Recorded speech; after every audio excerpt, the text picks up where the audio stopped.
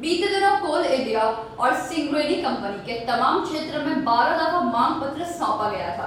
उसी मांग पत्र के समर्थन में सोमवार ईसेल कुरुतोड़िया क्षेत्र के बांसरा कोयलेरी में सेंट्रल ट्रेड यूनियन कन्वेंशन के माध्यम से उन मांगों पर चर्चा की गई। देश की सबसे बड़ी कोयला कंपनी कोल इंडिया तथा उनकी अनुषंगी कंपनी सिंगरेनी कोयलेरीज कंपनी के मजदूरों के भारी विरोध के बावजूद यह सरकार अपने अड़ियल रवैये पर अड़ी हुई है तथा देश के कोयला मजदूरों के तमाम पब्लिक सेक्टरों के मजदूरों के साथ साथ किसानों को काफी विरोध के बावजूद कोई सकारात्मक कदम नहीं उठाने के कारण काफी रोष व्याप्त है, जिसके खिलाफ देश के सरकारी संस्थानों के केंद्रीय ट्रेड यूनियन सीटू, एटक, एचएमएस, बीएमएस, इंटक द्वारा वर्चुअल मीटिंग बीते 21 सितंबर 2020 को की गई थी, जिसके तहत 30 सितंबर कोल इंडिया और सिंगरेनी कोयलेरीज कंपनी के तमाम क्षेत्र में 12 दफा मांग पत्र सौंपा गया था।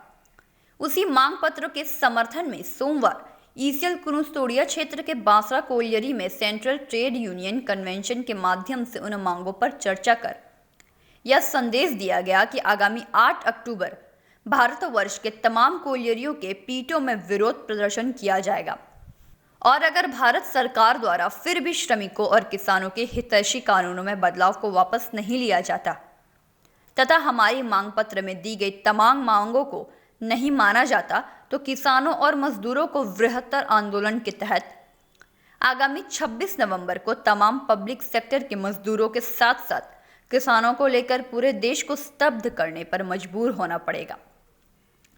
इस सभा के संचालक सीटू के किशोर घटक थे, जबकि सभा में सीटू की तरफ से जीके श्रीवास्तव ने वक्तव्य रखा। एटक की तरफ से आरसी सिंह और एचएमएस की तरफ से एसके पांडे, जबकि बीएमएस की तरफ से धनंजय पांडे सभा में मौजूद थे।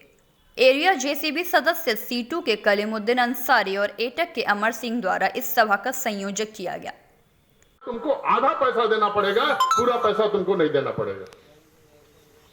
इससे क्या होगा? इससे ये जो कमर्शियल माइनिंग है, इसके जो लोग हैं, जो लोग कोयला खदान चलाएंगे, वो जो है स्लॉटर माइनिंग करेंगे। कहने का मतलब होता है अवैज्ञानिक खनन करेंगे। आपके कुरुतोड़िया एरिया में बहुत सी इलीगल माइन चलती है। कैसे चलती है? इलीगल माइन जो चल रही है उसका क्या नतीजा हो रहा है आपके सामने है। आपके सामने झरिया की आग और रानीगंज की आग आपके सामने है। यहां का भूधसान आपके सामने है। अवैज्ञानिक खनन का यही जो है नतीजा निकलता है और उसी खनन की तरफ, उसी अवैज्ञानिक खनन की तरफ यह सरकार जो है इन कंपनियों को ले जा रही है। इन कंपनियों को उसने अप्रत्यक्ष रूप में कह दिया है कि तुम जैसे चाहो वैसे तुम खनन कर सकते हो। तीसरी चीज क्या आती है? हम जब कोयला खदान को जब हम चलाना शुरू करते हैं, जब कोयला खदान के लिए हम परमिशन लेते हैं, तो उस समय जो है हमको परिवेश दफ्तर से, इन्वायरमेंटल डिपार्टमेंट से हमको जो है हमको आज्ञा लेनी पड़ती है, हमको परमिशन लेना पड़ता है। सरकार ने कहा एक इन्वायरमेंटल असेसमेंट एक्ट बोल करके एक कानून है, जिस कानून में जो है इन्होंने रानीगंज से सम्राट दास की रिपोर्ट, पीवी न्यूज।